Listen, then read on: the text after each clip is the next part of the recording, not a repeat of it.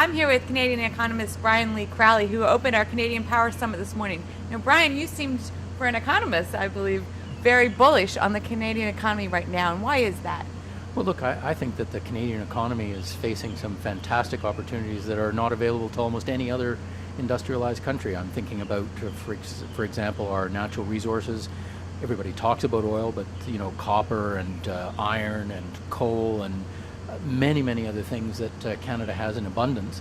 And not only do we have them in abundance, but we have them in the context of a stable legal and political system and the rule of law and law of contract and all those other things that make it attractive to invest in those things in Canada, unlike many other third world countries that have lots of natural resources, but there's always a risk that the megalomaniac who's president will nationalize it or something. So we've got this fantastic natural resource endowment, we've got this fantastic endowment of institutions and stability and so on, and you put those two things together and Canada is going to be an energy and natural resource superpower in the next 20 years.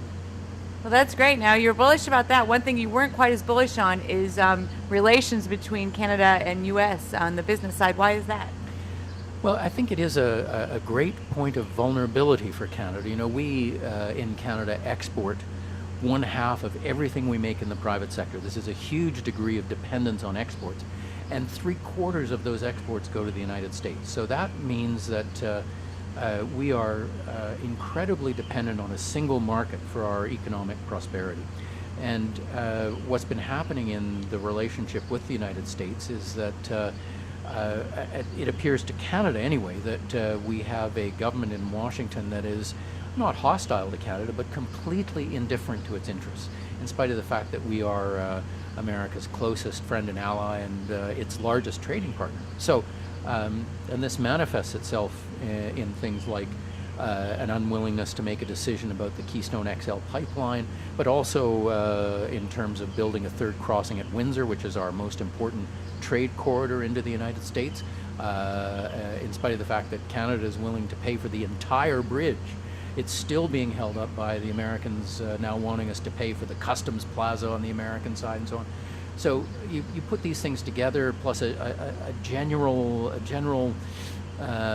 tendency towards what we call a thickening of the border, more regulatory obstacles, longer wait times and so on.